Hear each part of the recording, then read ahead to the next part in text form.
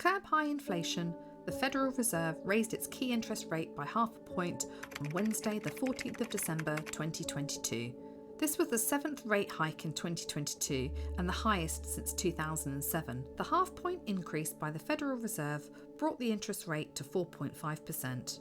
The interest rate hike by the Fed will affect households, businesses and consumers. The central bank predicts another 3/4 point increase in interest in 2023, and the Federal Reserve Chair, Jay Powell, has admitted that rapidly increasing interest rates would cause some difficulty for households. However, it was necessary to combat excessive inflation. In this video, we'll discuss what the latest Federal Reserve interest rate hike will mean for your finances and household. Here's how the Fed's interest rate hike will affect you.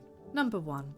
With the Fed's hike in interest rates, borrowing will be more expensive. The intended goal of the Federal Reserve's increase in interest rate is to slow down spending.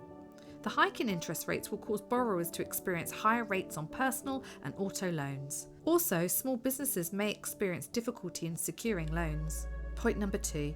The interest rate hike means an increase in credit card rates.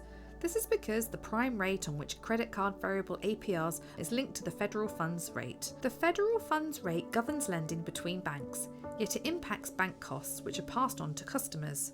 Therefore, the half-point rate hike by the Federal Reserve could mean a 0.25% increase in credit card interest rates. Number 3.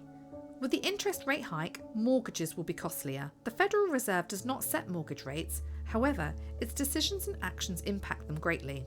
Typically, mortgages track longer-term debts like the 10 years United States Treasury notes, while the federal funds relates to shorter-term debts. Although fluctuations in the federal funds rate do not affect fixed-rate mortgages, adjustable-rate mortgages and home equity lines of credit are directly tied to the Fed's fund rate. So, with the hike in interest rates, the rates of adjustable rate mortgages and home equity lines of credit will follow suit. This is because non-fixed rate mortgages interest rates fluctuate with the market on a monthly basis. Number 4.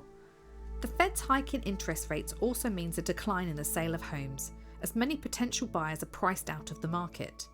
It particularly affects first-time buyers and makes moving house or upsizing trickier for those who are now just struggling to pay for their current home. For those who do have the money to purchase a new home, they may have more options than at any other time in the past year.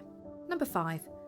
The Fed's interest rate hike means those with savings accounts will enjoy higher interest rates. Federal funds rate and deposit rates are not directly linked, yet banks regularly raise the annual percentage yields they pay on deposit accounts, savings accounts, and money markets. Your bank determines the annual percentage yield you will receive. Online banks and credit unions tend to offer higher yields than big banks. This is because of the increased competition for deposits in online banks and credit unions. What can you do to minimise the effect of increasing interest rates? Firstly, pay off high interest debt. Higher interest rates won't affect you if you pay off your credit card balance in full every month. If you can't do that, apply for a balance transfer credit card if you have a high credit score. A balance transfer card allows you to transfer a balance from another card given by a different bank. While some cards charge a balance transfer fee, some cards don't charge any balance transfer fee, and some have 0% introductory offers. Secondly, save, don't borrow. Anyone who borrows money for a big purchase such as a car or home will take a hit from the Fed's hike in interest rates. Delay any costly purchases and save the money instead. You may want to take advantage of rising returns on high-yield savings accounts and certificates of deposits to boost your savings. Thirdly, remember what goes up eventually comes down. The financial market is cyclical and eventually the rates will go down. Reevaluate your budget to ride out this wave and hope the fall in rates will be soon.